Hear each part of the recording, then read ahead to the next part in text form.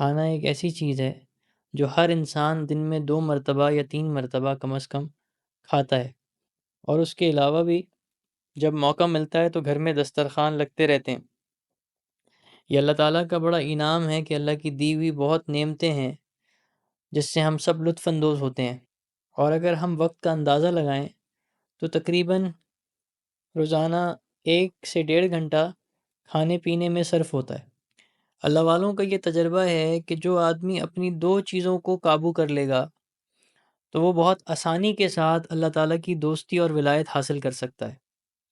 اس میں سے ایک چیز تو اس کی نیند ہے اور دوسرا اس کا کھانا ہے۔ یعنی اگر نیند سنت کے مطابق ہو جائے تو انسان کی غفلت دور ہو جاتی ہے، اور کھانا سنت کے مطابق ہو جائے تو جو غذا اس کے جسم میں آنی ہے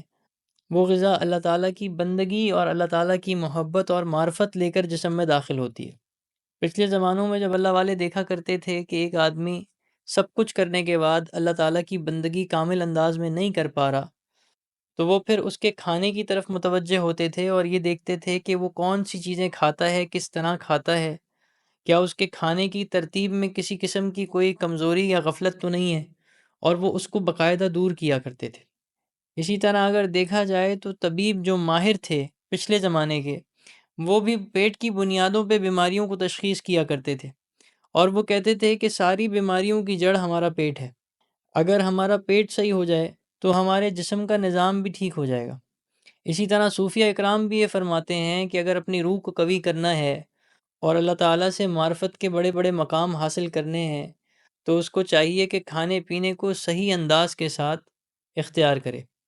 اب سنت طریقے کا جو کھانا ہے، یعنی سنت انداز میں جو کھانا ہے، وہ ان سارے مسئلوں کا حل ہے۔ اب جو آدمی صحیح انداز میں سنت کو نبھاتے ہوئے کھانا کھائے گا یا سنت طریقے سے کھانا کھائے گا اور کھانے کے اندر اور باہر سنتوں کا خیال رکھے گا، تو اللہ تعالیٰ اس کو کھانے کی یہ پچھلی ساری برکتیں نصیب فرمائیں گے جو میں نے عرض کی ہیں، اور ساتھ ساتھ ہر کھانا، ہر لقمہ، ہر نوالا اس کے لیے اللہ کی رضا اور اللہ کی محبت کا سبب بنے گا، اور اس کے جسم سے غفلت اور سستی کو دور کر کے اس کو اللہ تعالیٰ کی بندگی اور اللہ تعالیٰ کی فرما برداری پر لا کر کھڑا کرے گا۔ اس میں کھانا کھانے کی سنتوں سے پہلے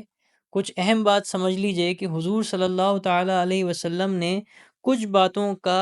ان سنتوں سے پہلے خیال کیا ہے۔ ایک تو یہ کہ جو نقصان دہ چیز ہوتی تھی حضرت صلی اللہ تعالیٰ علیہ وسلم اس کو نہیں نوش فرمایا کرتے تھے۔ دوسرا یہ کہ ضرورت سے زیادہ کھانا نہیں کھایا کرتے تھے، جتنی پیٹ کو بھوک ہوتی تھی اس سے کچھ بھوک رکھ کے کھا لیا کرتے تھے۔ اور تیسری بات یہ کہ ہر وقت نہیں کھایا کرتے تھے، جیسے ہمارا آج کے زمانے میں معمول ہے کہ کمرے سے نکلے تو کچھ کھا لیا، پھر کمرے کے اندر گئے تو کمرے میں کچھ کھا لیا، پھر باہر نکلے تو پھر کچھ کھاتے ہوئے چلے گئے۔ اللہ نے ایسا پیٹ تو بھیڑ بکروں کا بنایا ہے، انسانوں کا نہیں بنایا۔ اسی طرح سے جو ایک بہت اہم بات ہے وہ یہ کہ کھانا حلال کے پیسے کا ہو۔ مشائخ فرماتے ہیں کہ جو آدمی حرام کھاتا ہو اس کی عبادات کی لذت اس سے چھین لی جاتی ہے، اور اللہ تعالیٰ اس کو لوگوں کا محتاج کر دیتے ہیں، لوگوں کا خوف اس کے دل میں آ جاتا ہے، وہ مستقل غفلت کی حالت میں آ جاتا ہے، اور حتیٰ کہ اس کا دین پر چلنا، دین کی بات سننا، دین پر عمل کرنا اور شریعت کے مطابق زندگی گزارنا محال ہو جاتا ہے۔ اور ایک جو بہت اہم کھانے کا معاشرتی پہلو ہے وہ یہ ہے کہ اگر آپ غور کریں تو کھانے کی جو پہلی سنت ہے وہ ہے دسترخوان بچھا کر کھانا۔ دسترخوان بچھا کر کھانے میں بھی جو ترجیح ہے وہ لوگوں کے ساتھ بیٹھ کر کھانے میں ہے۔ تو اگر آپ اس بات کو سمجھیں تو آج کے زمانے میں جو اصل فتنہ ہے وہ یہ ہے کہ کسی کے پاس کسی کے لیے وقت نہیں ہے، یہاں تک کہ اولاد کے پاس والدین کے لیے وقت نہیں ہے، میاں بیوی کے پاس ایک دوسرے کو وقت دینے کے لیے نہیں ہے، اسی طرح سے بھائیوں بھائیوں میں آپس میں وقت نہیں ہے۔ اب اگر دیکھا جائے تو یہ سارے مسئلے پچھلے زمانوں میں دسترخوانوں پہ حل ہو جایا کرتے تھے۔ گھر کے سارے لوگ بڑی بشاشت کے ساتھ دسترخوان پر بیٹھتے تھے اور ایک دوسرے سے گپ شپ کرتے تھے، ایک دوسرے کا حال چال لیتے تھے، یہاں تک کہ بچوں کی تربیت بھی دسترخوان پر کی جاتی تھی۔ اور آج کا فقدان یہ ہے کہ ہر آدمی تنہائی میں بیٹھ کر کھانا کھانا پسند کرتا ہے۔ کوشش یہی ہوتی ہے کہ میں جتنا تنہا ہو کر اور اکیلا ہو کر کھانا کھاؤں گا اتنا سکون سے کھانا کھاؤں گا، حالانکہ اسلامی معاشرہ اور سنت طریقہ اس بات کو بالکل بھی قبول نہیں کرتا۔ اور جن گھروں میں آج بھی دسترخوان بچھتے ہیں یا لوگ ساتھ بیٹھ کر کھانا کھاتے ہیں، تو ان گھروں میں بھی کھانے کے ساتھ موبائل فون رکھے ہوتے ہیں۔ تو یاد رکھیں کہ کھانے کے وقت میں دوسری چیزوں کی طرف متوجہ رہنا یہ کوئی اچھا عمل نہیں ہے۔ کھانے کے دوران اہل دسترخوان کا خیال رکھنا اور اپنے کھانے کی طرف بہترین انداز میں متوجہ ہو کر کھانا کھانا یہ ایک فطری تقاضا ہے۔ اللہ تعالی ہم سب کو اس کی توفیق نصیب فرمائے۔ اور یاد رکھیں دین فطرت کا نام ہے۔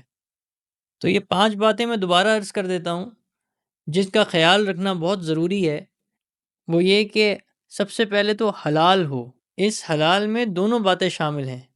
کہ عقل حلال بھی ہو اور کسب حلال بھی ہو، یعنی کھانا خود بھی حلال ہو اور کھانا حلال کمائی سے خریدا گیا ہو۔ دوسرے نمبر پہ اس بات کی آج کے زمانے میں تو بالخصوص عادت بنا لیں کہ جو چیز آپ کی صحت کو نقصان پہنچائے وہ کھانا آپ بالکل مت کھائیں، کیونکہ اگر آپ سنت میں دیکھیں تو ساری ان چیزوں کی تعریف کی گئی ہے، یا آن حضرت صلی اللہ علیہ وسلم نے ساری وہ چیزیں پسند فرمائی ہیں جو صحت کو فائدہ پہنچانے والی تھیں، مگر آج دیکھا جائے تو ہم سب کچھ کھانے کو تیار ہیں صرف زبان کی لذت کی وجہ سے۔ تو زبان کی لذت کو ترجیح نہ دی جائے، بلکہ جو چیز فائدہ پہنچانے والی ہو، صحیح معنوں میں پیٹ کو بھرنے والی ہو اور ہمارے جسم کو نفع دینے والی ہو، صرف اس کو اختیار کیا جائے۔ تیسرے نمبر پہ کھانا کتنا ہی لذیذ کیوں نہ ہو، اس کو ضرورت سے زیادہ نہ کھایا جائے، ورنہ وہ نقصان کا سبب ہوگا۔ اور یہ بھی آن حضرت صلی اللہ تعالیٰ علیہ وسلم کی طبیعت شریفہ تھی۔ چوتھے نمبر پہ آج کے زمانے میں ایک بیماری ہم میں پیدا ہو گئی ہے۔ ایسا معلوم ہوتا ہے کہ شاید ہم کھانے کے لیے ہی پیدا ہوئے ہیں، اور کھانا بھی وہ کھانا نہیں جو ہمارا پیٹ بھرتا ہے، بلکہ وہ کھانا جو صرف ہماری زبان کو لذت دیتا ہے۔ تو چوتھے نمبر پہ اس بات کا خیال رکھیں کہ بار بار کھانے کی عادت نہ ڈالیں، کہ ہر تھوڑی دیر بعد کچھ نہ کچھ چر لینا یا کھا لینا یہ اچھا عمل نہیں ہے جب تک کہ ضرورت پیش نہ آئے۔ اور پانچویں نمبر پہ دسترخوان کو اپنے تعلقات کو بہتر کرنے کی جگہ سمجھیں اور یکسوئی سے کھانا کھانے کی جگہ سمجھیں۔ کوشش کریں کہ جب آپ کھانا کھائیں تو آپ کسی اور کام کی طرف متوجہ نہ ہوں، صرف یہ 2 کام آپ کے ہوں کہ دھیان سے کھانا کھانا ہے اور گھر والوں سے حال چال پوچھ کے ان کا خیال کرنا ہے اور اپنے رشتوں کو بہتر کرنا ہے۔ اور اگر موقع مل جائے تو اپنے چھوٹوں کی تربیت کرنی ہے محبت کے ساتھ۔